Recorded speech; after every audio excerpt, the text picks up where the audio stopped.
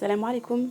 Ce soir, nous allons effectuer la recette de la charba fric, une charba typiquement algérienne. Il existe aussi la charba vermicelle. Ce soir, je le ferai au fric.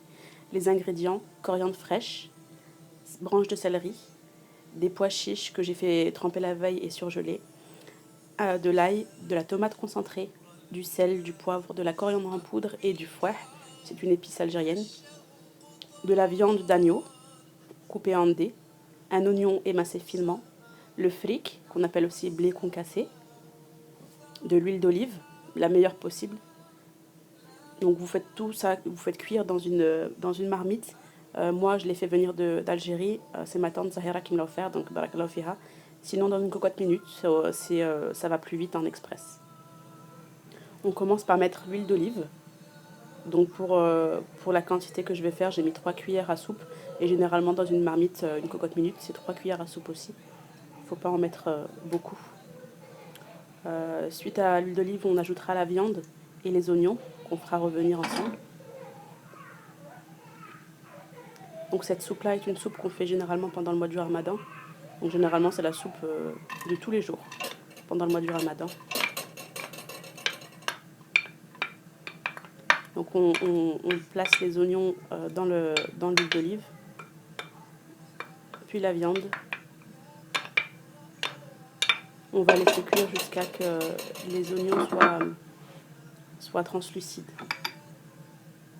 Et il ne faut pas faire cuire la viande entièrement, c'est juste un tout début de cuisson.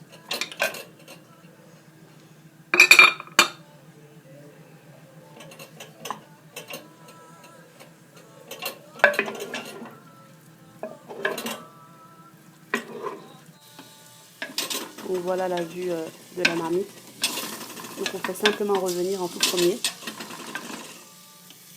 Et c'est à ce moment-là uniquement qu'on y ajoutera le reste des ingrédients. Donc on commencera par y mettre la coriandre fraîche. On laissera une partie de la coriandre pour la fin, Inch'Allah.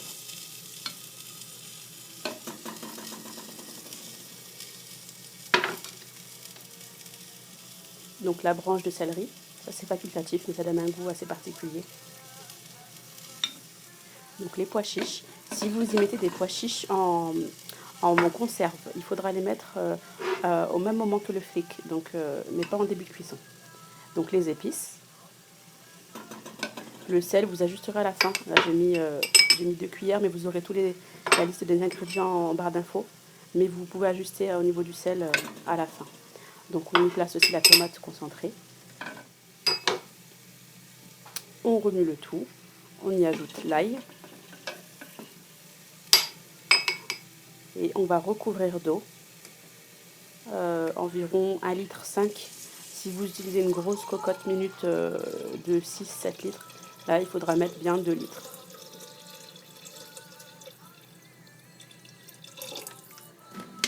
Et là on va laisser prendre pendant bien 1 heure. Moi j'ai le temps, c'est une cocotte minute, c'est une cocotte traditionnelle en pierre, donc on laisse cuire pendant bien 1 heure, 1 heure et demie.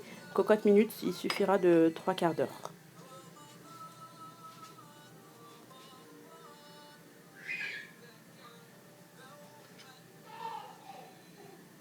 Donc on laisse tout ça sur feu moyen. On couvre. Et à ce moment-là, on peut commencer à laver son fric. Donc on y verse de l'eau dans un petit bol. Vous verrez qu'à la surface se placera toutes les impuretés. Donc il faudra débarrasser le fric de ces impuretés. Et c'est juste après 1 heure et demie de cuisson. 1 heure et demie, 1h45, ça dépend dans quelle marmite, quelle cocotte vous faites cuire. À ce moment-là, vous pourrez y placer le fric.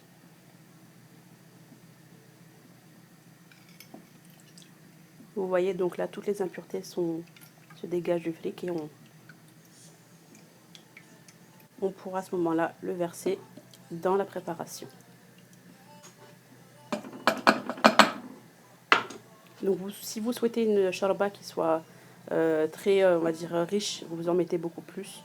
En fait, c'est vraiment au choix de la personne. Moi, je mets l'équivalent d'un petit verre à thé. Donc je l'aime un peu léger, pas trop épais. Donc là, on laisse recouvrir et on laisse cuire encore pendant une bonne demi-heure, 3/4 d'heure.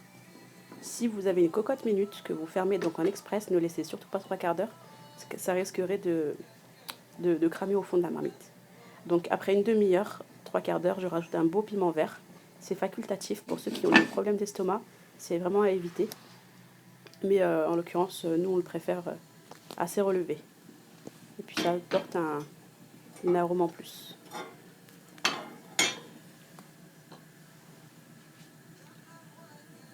Donc ma charba est prête à servir. C'est une soupe qui réchauffe bien, qui est très appréciable pendant le mois du Ramadan, qui est riche. Par la suite, on y parsemera de la coriandre fraîche. Ça apportera un goût super, Inch'Allah. Cette soupe-là est le must sur toutes les tables algériennes pendant le mois du Ramadan. Dans une autre vidéo, un peu plus tard, Inch'Allah, je ferai une autre version de charba, vermicelle, donc, qui est aussi très très bonne et où dedans j'y place aussi quelques légumes pour changer un petit peu. On essaiera de faire le tour un peu des charbas d'Algérie. On passera aussi par la charba oranaise. Je vous souhaite un très très bon appétit. Sahaf Turkom. Et si vous avez des questions, n'hésitez pas, Inch'Allah, à me poser toutes vos questions en commentaire ou vos suggestions, Inch'Allah.